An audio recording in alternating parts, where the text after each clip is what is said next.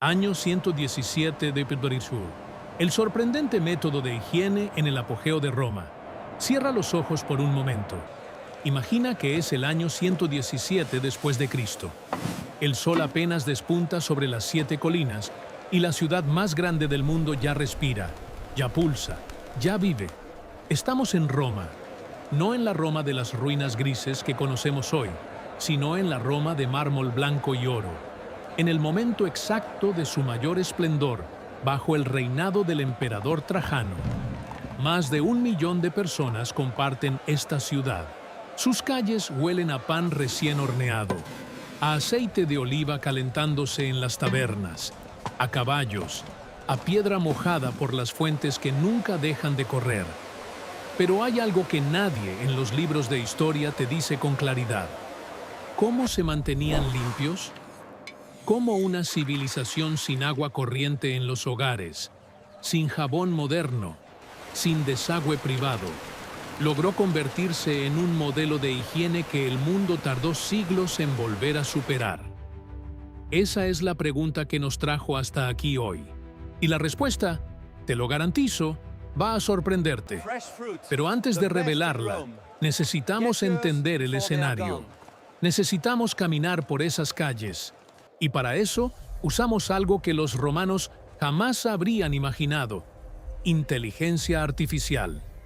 Cada imagen que ves en este video fue reconstruida y generada por IA, basada en los datos arqueológicos, los textos históricos y los registros que han sobrevivido más de 2000 años. Porque la historia no debería quedarse encerrada en los museos. Debería poder verse, respirarse, vivirse. La Roma del año 117 de Cristo no era sucia, era exactamente lo contrario.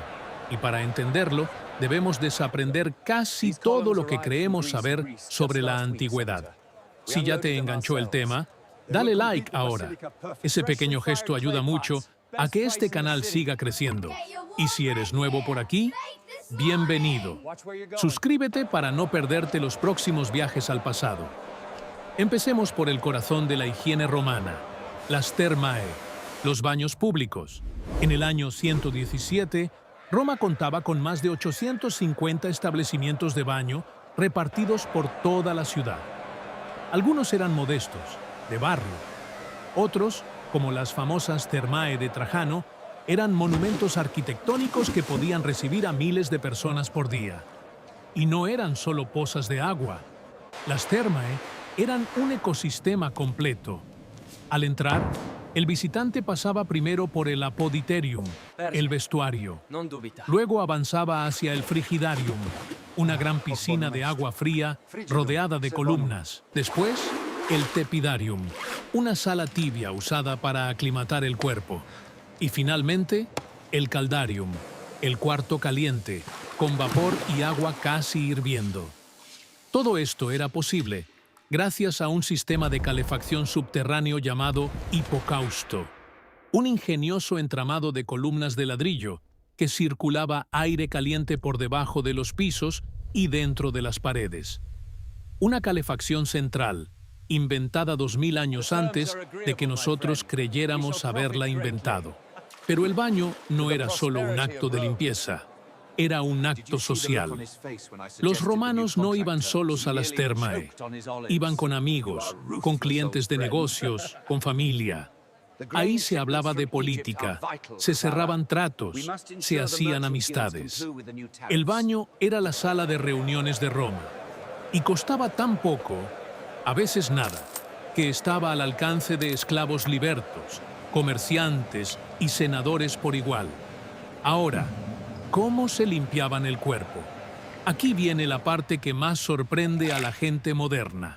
Los romanos no usaban jabón, o al menos no de la forma en que lo usamos hoy. En cambio, usaban aceite de oliva. El visitante untaba aceite sobre toda la piel y luego, con un instrumento de metal o hueso en forma de hoz llamado strigil, raspaba el aceite junto con la suciedad del cuerpo. Era un proceso lento, casi meditativo. Los atletas lo hacían después de entrenar. Los ciudadanos comunes Lo hacían antes de entrar al agua caliente, y quienes no podían hacerlo solos, contrataban a un esclavo especializado en eso, llamado Alipilus, para que los ayudara. ¿Te imaginas? Rascarse la suciedad con una paleta metálica curvada, untado de aceite de oliva, rodeado de vapor y mármol. Para nosotros suena extraño. Para un romano del año 117, era exactamente lo que necesitabas para sentirte completamente limpio.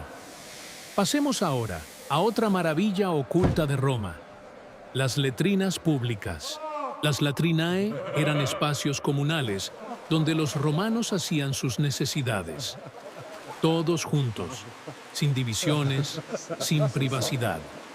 Una fila de asientos de mármol con agujeros, separados apenas por decoraciones de piedra, sobre canales de agua corriente que llevaban los desechos directamente hacia la cloaca máxima, el gran sistema de alcantarillado que recorría toda la ciudad y desembocaba en el río Tíber. Y sí, había papel higiénico, pero no como el nuestro. Los romanos usaban la silospongium o espongia, una esponja natural atada al extremo de un palo de madera. Después de usarla, la sumergían en un cubo de agua salada o con vinagre para desinfectarla. Era compartida. Sí, compartida por todos los usuarios de esa letrina. Para nosotros es un detalle que provoca escalofríos. Para ellos era simplemente funcional. Y encima de todo esto, el verdadero genio de Roma estaba en su infraestructura, el acueducto. Roma tenía 11 grandes acueductos que transportaban agua dulce desde las montañas hasta la ciudad, algunos con recorridos de más de 90 kilómetros. Se estima que cada día llegaban a Roma más de 1 millón de metros cúbicos de agua. Eso es más agua per cápita de la que recibían muchas ciudades europeas en el siglo XIX, casi 2000 años después. Las fuentes de los barrios, las termae, las latrinae, las cocinas públicas, todo dependía de esa red. Y cuando un romano abría la canilla de una fuente pública a la vuelta de su casa, no sabía que estaba bebiendo de un sistema de ingeniería que el mundo tardaría siglos en igualar. Entonces, ¿qué nos dice todo esto?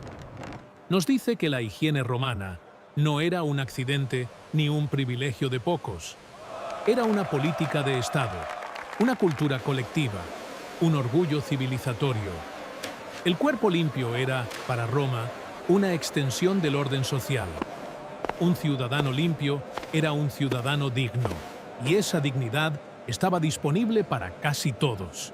Y aquí es donde la inteligencia artificial cumple un papel que nos emociona especialmente. Textos como los de Vitruvio, Plinio el Viejo y Séneca nos dejaron descripciones detalladas de estos espacios. Los arqueólogos han excavado termae en Pompeya, en Herculano, en Roma misma. Pero durante siglos, todo eso quedó como fragmentos dispersos. Planos en papel, piezas en museos, palabras en latín que pocos pueden leer. Hoy, con la reconstrucción asistida por inteligencia artificial, podemos tomar todos esos datos y devolverles vida. Podemos ver el vapor subiendo en el caldarium, la luz filtrada entre las columnas del frigidarium, las manos de un romano raspando el aceite con su estrigil mientras conversa con el vecino. Podemos caminar por una letrina del siglo II y entender, visualmente, cómo funcionaba ese mundo. No como fantasía, sino como historia honesta, rigurosa y accesible para todos. El pasado no es una serie de fechas y batallas en un libro. Es un conjunto de vidas reales, de cuerpos, de olores, de rutinas cotidianas.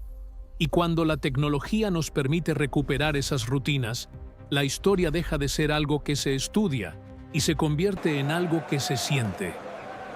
Roma nos enseñó que la civilización no se mide solo por sus guerras o sus emperadores. Se mide también por cómo trata al cuerpo de sus ciudadanos, por si tiene agua limpia, por si tiene espacios de encuentro, por si el más humilde puede bañarse con dignidad. 2000 años después, hay comunidades en el mundo que todavía no tienen acceso a lo que Roma ya ofrecía en el año 117.